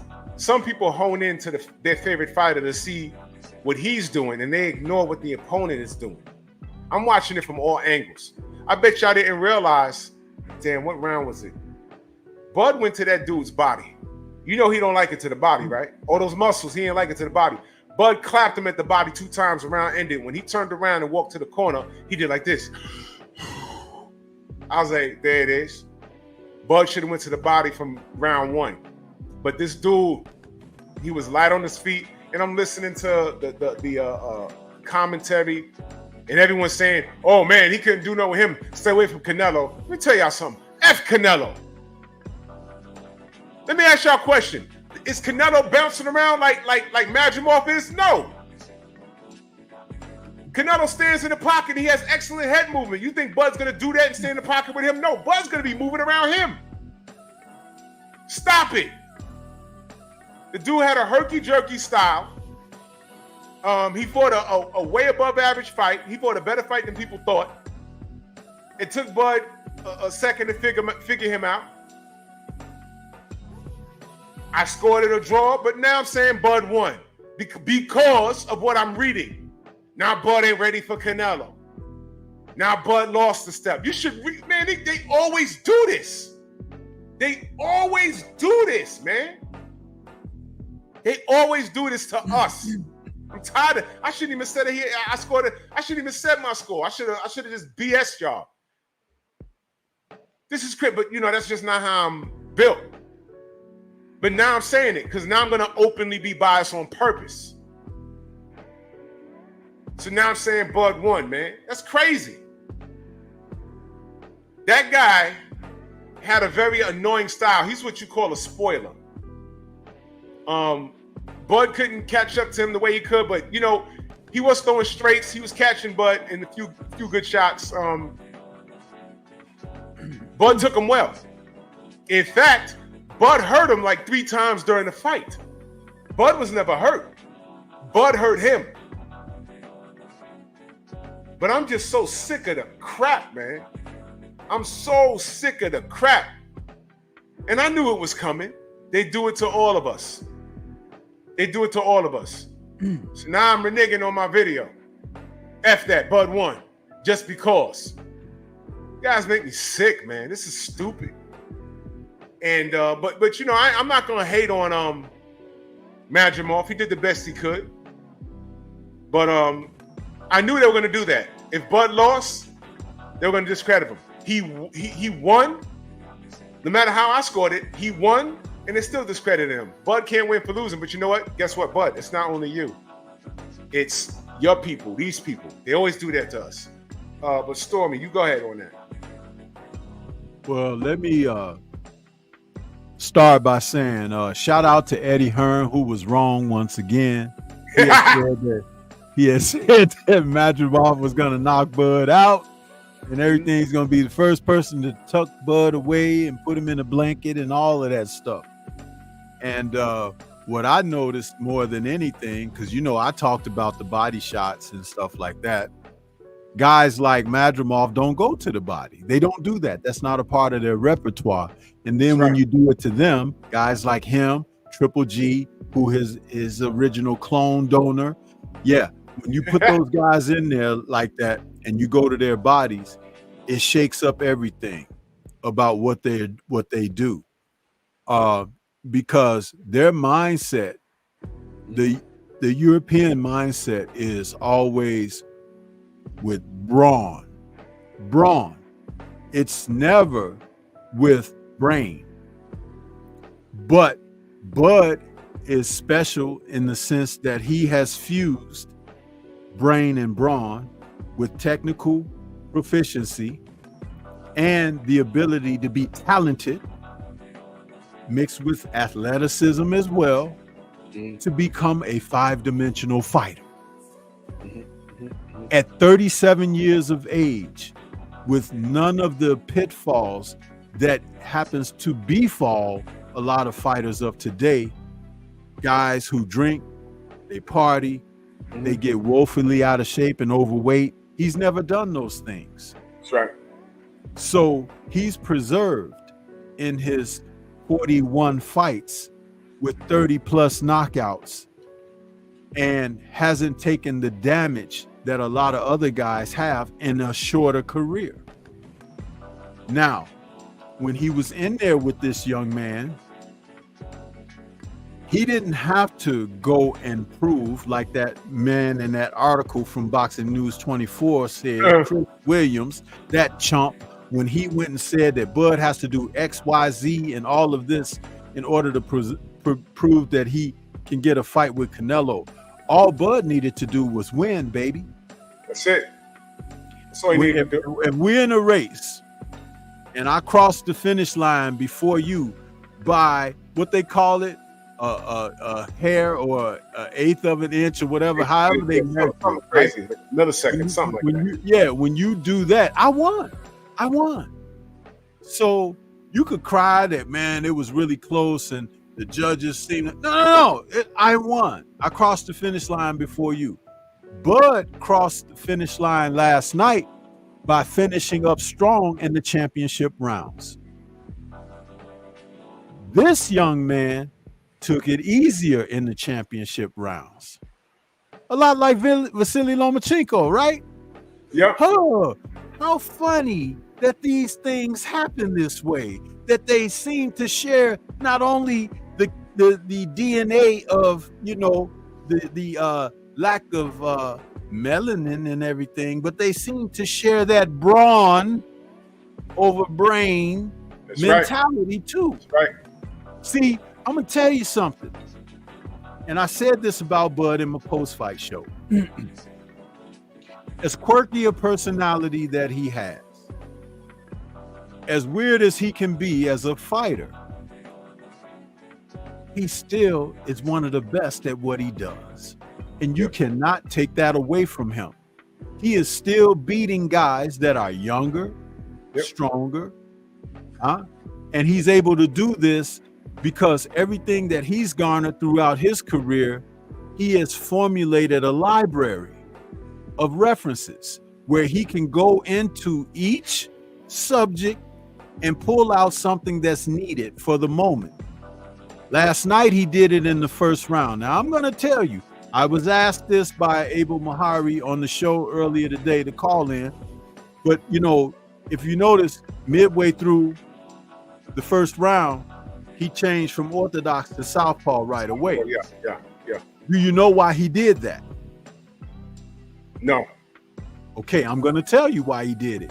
Now, some people were saying that maybe he should have given Madrimov a different look late in the fight because that was something that he had did early, and maybe going back to that would have been, another change that Madrimov wouldn't have been ready for. No. Bomac talked about it in the post press fight conference because he was asked, do you think that you should have told Bud to go back to being orthodox later in the fight? And Bomac said no. He went to the southpaw position because he felt he was going to be, in a better place being as southpaw. And he's like, I feel like if I would have said something like that to him, it could have thrown him off. And have him do something that he didn't want to do or be uncomfortable doing, then that would be, a disruptive element in the game plan that they had for what they wanted to do. But I'm going to tell you why he changed. He changed because Madrimov's jab was fast enough to get home. Do you remember he went about 4 rounds with Kell Brook before he started switching up on Kell Brook? Yeah. And then he caught Kell Brook, and then the fight was over pretty much like that. But against Madrimov, who had good feet, and they trained to box with Bud, use feints and everything. And so when he changed to southpaw, that made Madrimov have to do something that Bud could be more familiar with, fighting an orthodox fighter. Now understand, Madrimov has been known to turn southpaw himself, but he never did it, did he? No. Do you know why he didn't do it? Because Bud is the master. He is the pupil. And he didn't have enough experience in there with a man of experience. So what he had to do was slow the fight down, even though he was the younger and maybe even fresher, quicker guy. He had to slow it down to the point where I got to feint him and try to get him offset through that type of broken rhythm to be able to do what I want to do. But what he didn't anticipate was that Bud is not a gambler. Right. He's a high stakes player. A high stakes player will wait for opportunities to present themselves because they always will. And what opened up for him? The body punches. Yep. When the body punches opened up and he didn't respond well or in kind to them, Bud already knew he had his ace in the hole with the body shots. Now, what Bomac could have reminded him of is drop a few more of those in there, getting toward the end of each round or earlier in the round when the round first begins, to do it simply because that's going to offset him. Remember, the guy with only 10 fights, he hasn't been going the distance with a lot of his opponents. He's been stopping guys.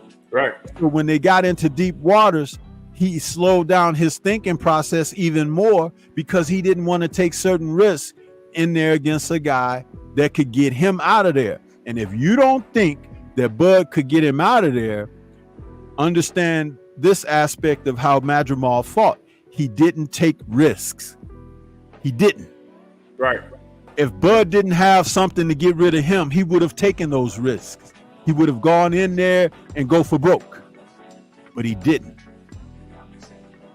He got hit with a couple of shots during that fight, over the course of the fight, that made him rethink some shit. No matter what you tell him, he was not going to press beyond what he now thought of as an imminent threat.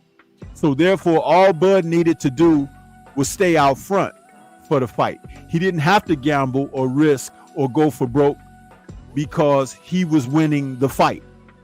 And that's the difference between when you understand high level boxing and two guys who are just boring. You understand? That wasn't boring. It was a chess match being played out, and both men had ways to attack the other, but one was more experienced, and he was allowing that guy to try to make the mistake, and the guy didn't step out to take the risk to make the mistake. And so therefore that guy who was protecting that queen the way he's supposed to he warded off the threat. And he basically, I won't say coasted into victory, but that's what ended up allowing him to win like he did. And Hearn could get mad all he want and be disappointed in the judging and this and that, but Bud won because the other guy who was the champion didn't really turn the challenge away. He basically let it go to the scorecards, being happy that he didn't get stopped, that he didn't get knocked out. And then for those who have heard the story about Bud having to change the gloves in the locker room because the gloves that he wanted to use, he had another equipment situation with those gloves. But I'm going to say this about the gloves. Certain fighters like to wear certain kinds of gloves because they like not only how the gloves protect their hands and the padding and things like that, but also when they punch, how they can have more authoritative effect with their punching. The Grant gloves that he used is not the gloves that he likes. He likes to use those Everlast gloves, which are a little bit different. Mike Tyson used to like to use the Everlast gloves, but being a puncher, you would have thought that he would have preferred Reyes, but he didn't. He didn't like Reyes gloves. He liked the other gloves. See, sometimes it's a psychological thing, because if you've hurt your hand before or have had hand injury, certain gloves will give you a certain type of protection when you wear them and you're comfortable and you can punch with all of your authority while wearing them, because you know that your hands are pretty protected, especially how whomever wraps your hands wraps them. Yep. So that's something that where you have a comfort zone. When he had to change his gloves like that, it took a little bit of his concentration off of what he does. And you could also see it took a little bit of the effect off of what he does when he punches. Because think about it. He hit that guy with some solid shots, but the guy didn't want to take the risk.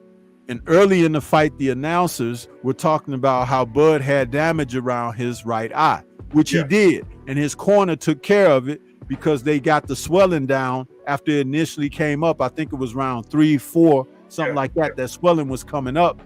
They did good because by the end of the fight, that swelling had subsided. So they got it away from the eye pretty good.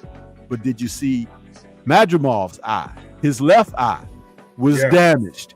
He came to the post press conference with glasses on.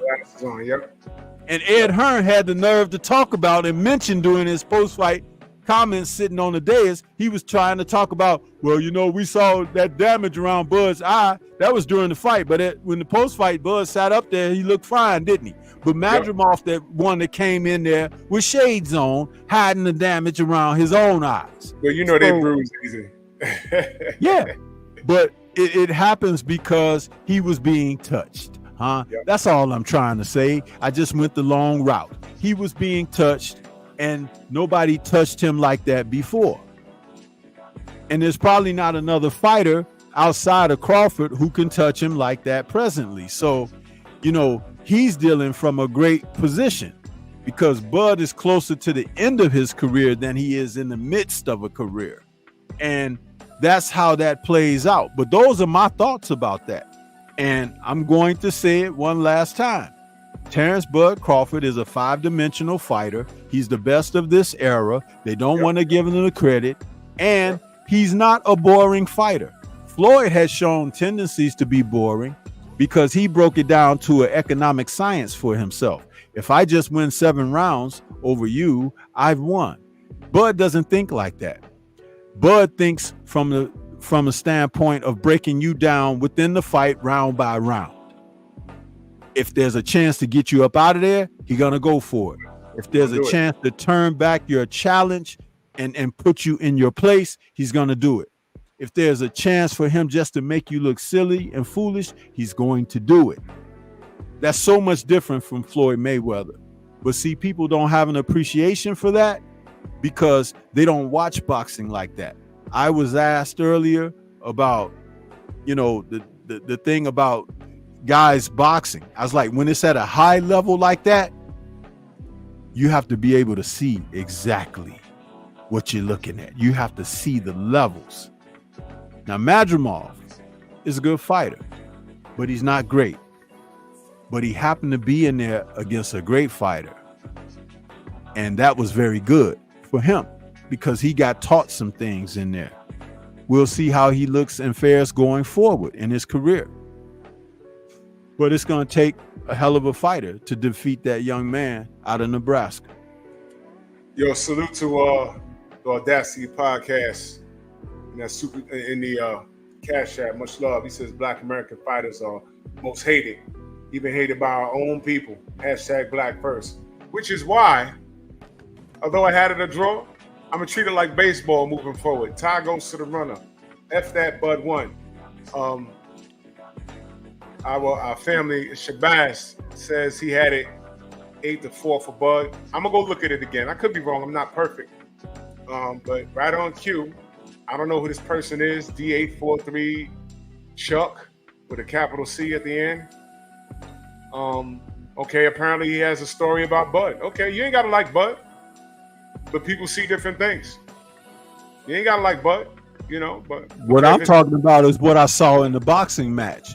Yep. I didn't go into anything outside the ring or anything like that about being disliking and all of that, because see, that's called compartmentalization, huh? I keep telling you these guys are not well read, and when you're not well read, you do dumb shit and you say dumb shit, but that's okay because there's a seat for you outside of the conversation when you don't understand the nuances of what we bring to what we're doing here.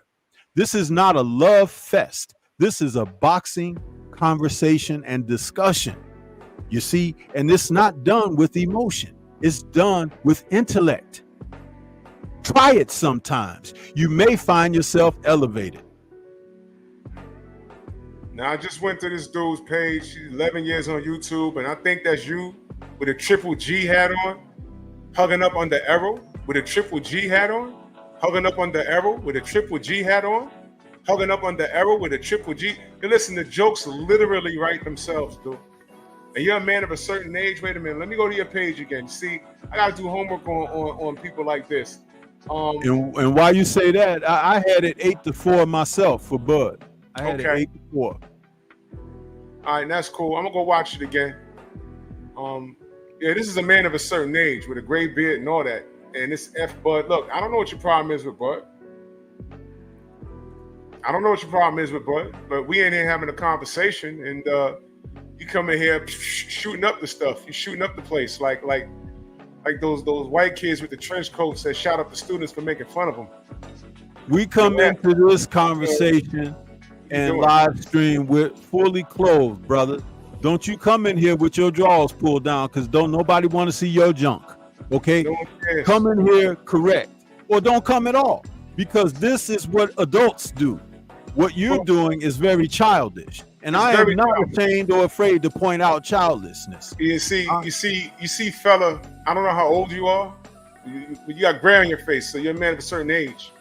But I'll say this: you can't talk about who's getting robbed when you're wearing a damn Triple G hat on, man. Please stop, bro. Now Bud's a cheat. All right, goodbye. Somebody block him. I'm not dealing with that. You know, Bud's a cheat. I'm not even gonna go into the why is he a cheat. I'm not dealing with that, man. All right, first time here. I never saw this dude in my life. It's a real channel, but he's hugged up on the Arrow with a Triple G hat on, as if Triple G isn't one of the epitomes of privilege in boxing. You know what I'm saying? He's had close fights. Did anyone tell him to run it back with Derevyanchenko? By the way, Stormy, you ever heard that? Triple G should run it back with Sergey Derevyanchenko. You ever heard that? That don't happen to them. That don't happen to guys like Triple G. That don't happen to guys like Lomachenko. That don't happen to guys like Kovalev. But this guy on his page, don't happen to guys like Teofimo Lopez. It don't.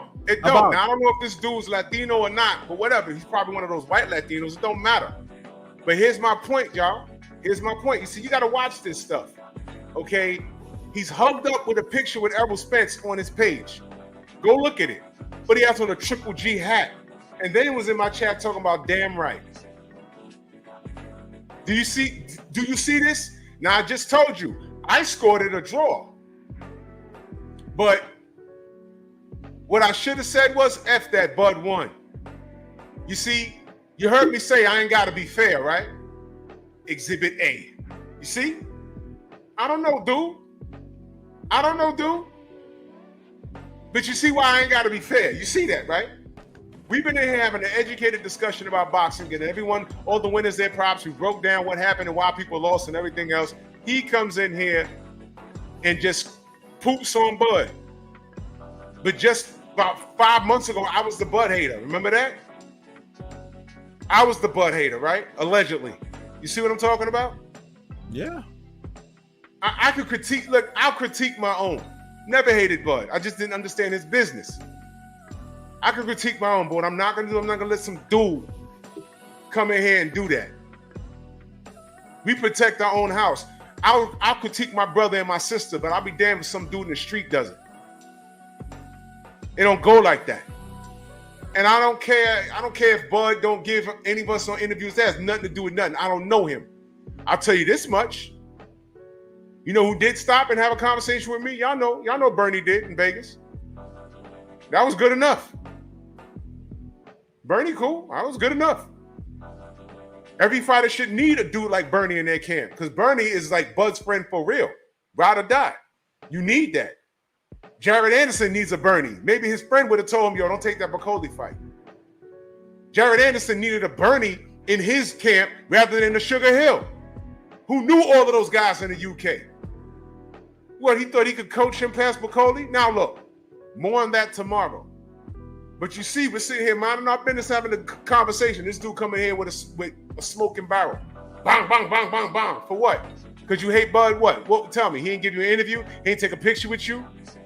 Now, mind you, he in there hating on Bud, but he got a picture with Errol Spence with a Triple G hat on.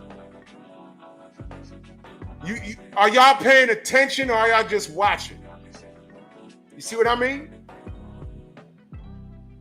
This is what I'm talking about, y'all. But, it's whatever, man.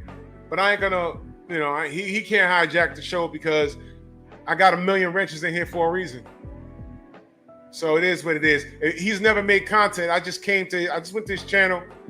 He's never made content, but allow me to be the reason why you make content. You could drag my name and go to other channels and bring my name up and see how many haters I got. I'm very popular.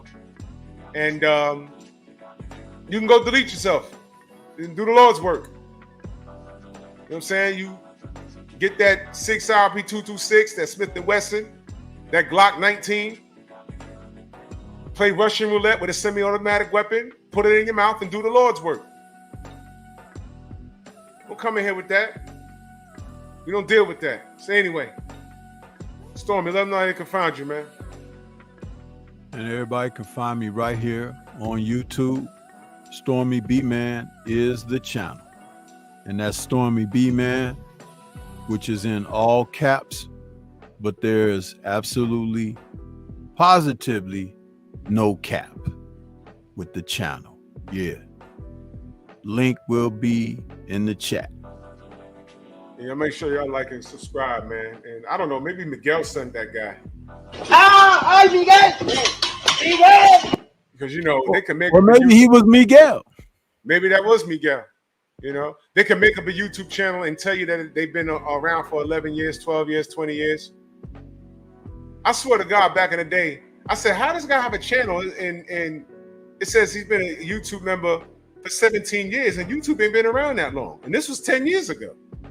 I said, how's that? And I know I saw that, but I wasn't even doing content back then. I said, YouTube was What do we say about it, man? We always say the math ain't mathing, dude. Math ain't mathing. Stormy, you uploaded a video, and I screenshot and sent it to you. I said, how you got 12 views, but it said you had like 1,000 likes? I was like, what? They did it to BF, they did it to me. I said, man, come on, Miguel's hard at work. ¡Ay, Miguel! ¡Miguel! You doo-doo chaser. So Nerd Zone Culture tomorrow, we're going to be talking about a cult classic. You want to tell them what we're talking about, Stormy? Tomorrow we will be talking about The Warriors from 1979. And that film, the impression that it had on the U.S., because gangs all over the country decided they wanted to stand up and be seen, heard, and shot as a result Cold of classic. that film.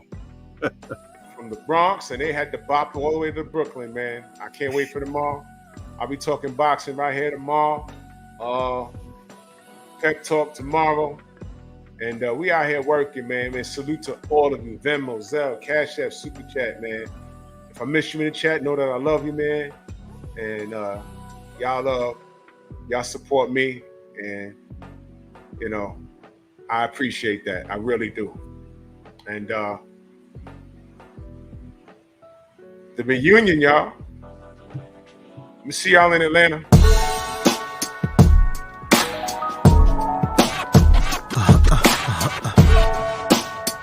Yeah. Zooming through the skies to infinity and beyond, no idea where I'm finna be. Can only hold out for hope of safe landings, but it's in. I'm gonna take what I'm handed. They gawking up at the sky like, damn. It's a bird, it's a plane, oh my God, it's a being up this high. It was always the plan. At the end of the day, it's just me and my gang. It's just me and my gang. At the end of the day, it's just me and my gang. Simple syllabic sonics written about the subject. Supersonic speed, the way people get on it. Sick of infinitesimal problems, slipping through cracks in my conscience. If this beat was a prison, then I'm a convict. I leave the tracks. I catch y'all, man. Bronx on deck. Move! Why are you gay? Who says I'm gay? You are gay.